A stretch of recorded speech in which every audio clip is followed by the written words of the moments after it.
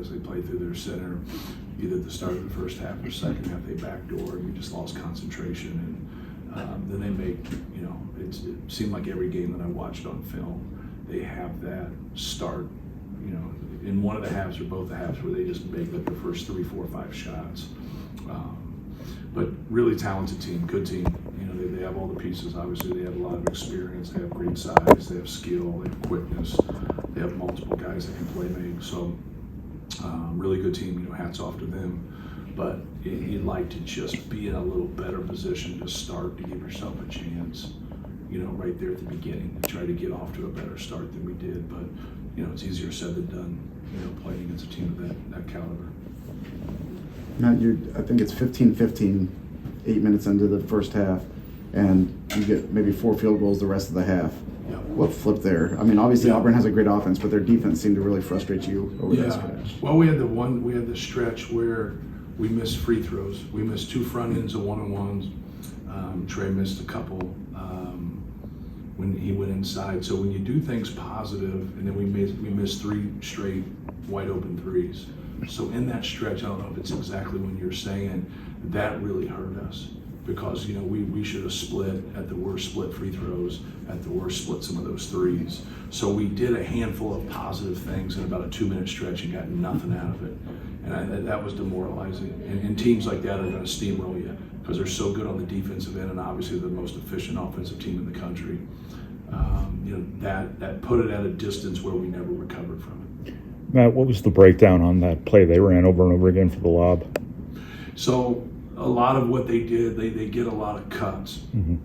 So they get a lot of layups. If you watch them, they go on their flex cut, and he's always ran it. It's Gary Williams, Tom Davis, who he obviously worked for Tom Davis, and he's mastered the wrinkles of it, like for 40, 45 years here.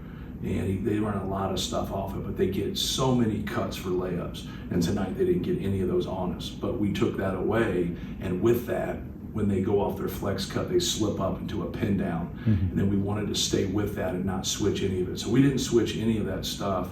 They didn't get any layups. We brought our bigs back, but then we talked about, if you don't get up right there, you're going to get in between, and they're going to have that flip up lob. And they got that probably 4 to 5 times against us right there, and the big had to get back up, and the guard had to do a better job staying in there. But you're talking about like the 3rd, 4th, 5th option that they get to, and he's good at his stuff. He doesn't get credit for how good they are, and I think now the country is kind of seeing, because their efficiency numbers are the best. And who after 10, 11, 12 games has a team assist turnover ratio over a 2 to 1? Like that's unheard of. And to have all those guys, I was doing the fouls last night when I was going through stuff. They had 4 guys over 90%, around 90% or higher. Like, you don't ever see that. Like, you might have a guy or 2, but they had like a guy at 87, a guy at 94, a guy at 93, a guy at 91. Pettiford, I don't think has missed one. I think he was at 100. And so it's just amazing some of the numbers that you're seeing there. Like, they're a well-oiled machine. But back to your question, like that was the reason. Like, we were stopping 2 to 3 things, and to their credit, they kept going on their counters and then getting to that. And that's where we were a little bit stuck right there. We wanted to switch it off at the end, but we're still trying to stop, whether that was Denver Jones or the kid from Georgia Tech is escaping me. Yeah, and so on their slip-ups, we wanted to stop those threes. They still got a couple of those too, but that was our main thing. We just didn't think we were going to be in a good spot if they're going inside and taking advantage of things and they're getting threes. We wanted to force them to kind of make those plays there at the end, but we didn't want straight-up layups, and that we did a good job with that, but they did a great job of just moving to the next counter. Did you kind of anticipate Janai Broome not only be able to play, but be able to kind of be his Yeah, we didn't. Yeah, we thought he would play.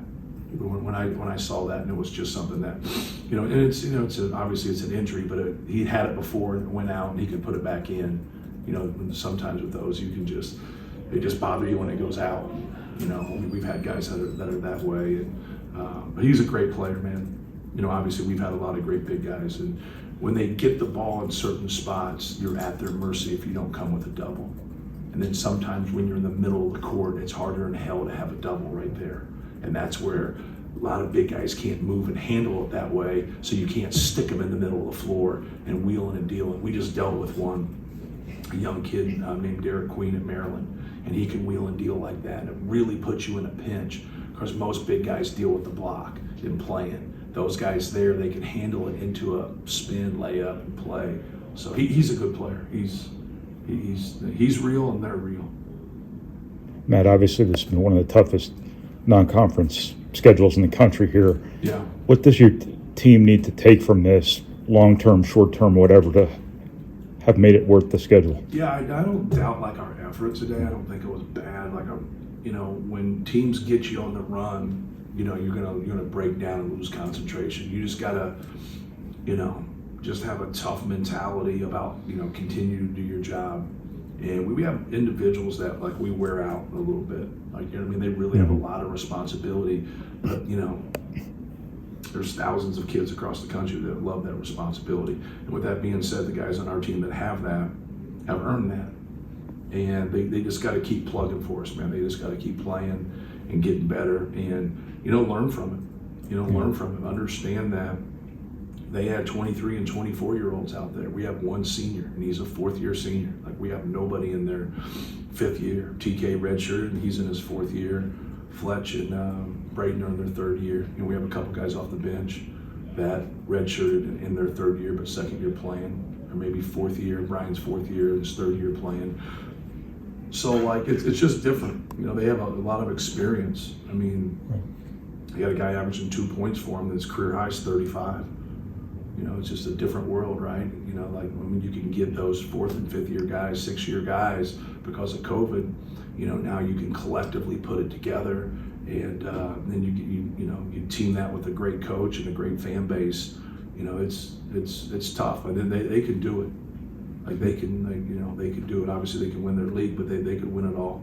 But when you schedule in a way where you're at risk of taking some losses this time of year, is it the resume at the end of the day that is going to matter most to you, or is it what your team's playing like in March? It's both. You want to play a great schedule to kind of figure your team out and figure out what you need to work on, but you also want to win. Yeah. And so, like, we've done it the 3 previous years, and we're undefeated in all 3 non-conferences, and we played a lot of really difficult people. And so I don't want to go away from that standard. And, like, this is where we are. Deal with it. Get better as a coach, get better as an individual player, get better collectively as a team. But you understand, like, now when you say, like, hey, you can't let Broom get the ball in this area, and then when he does get it in the area, he makes you pay. Well, that's what great players do. But this is what great teams do. We're not a great team. We're a good team, and we need to work. So hopefully come March, we're a great team. Because you're going to have to get through somebody like that if you want to get to a Final Four, if you want to get to an Elite Eight. Like, you're going to have to be able to muster your way through that and play better than them and put yourself in that position. And that's a big statement. Is there a silver? Sam and then Casey. Is there a silver lining value in games like this, like Penn State, where you get those guys you're talking about off your bench? Yeah. A lot of minutes together. Jakari seeing a 3 go down is probably huge for him. Right. CJ to get the points that he did, even though they were late and didn't matter in this game. Riley Burgess, I thought, did some good things there at the end of the game. So yeah, just it's hard. I always say, like, be consistent with inconsistent minutes, and but it's hard to feel good about yourself, and and have confidence, and you belong, but like you don't feel that way because you might not play in a game, or you play 5 to 10 minutes, or you don't get any shot attempts while you do. But it's really, really difficult. So for those guys to be able to get in there and get some confidence, because that's what we need. Like, we need some guys to be able to step up, but we've also played a certain style here for about a 10-game gauntlet, with about 7 or 8 out of 10 are kind of the same in terms of how they play. And that's hard. It's hard with the switching and the athletes and the difficulty that they cause, but you also, you can't schedule who you play in the NCAA tournament.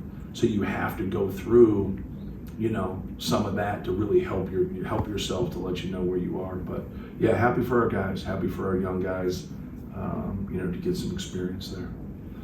Kind of touching on that, CJ, we've talked about him being more aggressive, and you need that from him.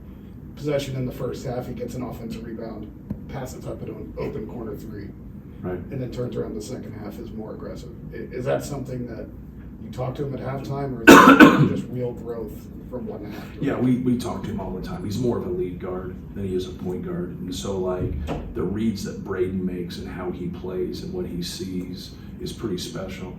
And with him, we work on those reads and we talk about those reads, and then we tell him to shoot it. And so, you know, he's got a nice pull up to his game. You know, obviously he can shoot threes, made his free throws today. So we need those guys to be aggressive, but we need everybody to,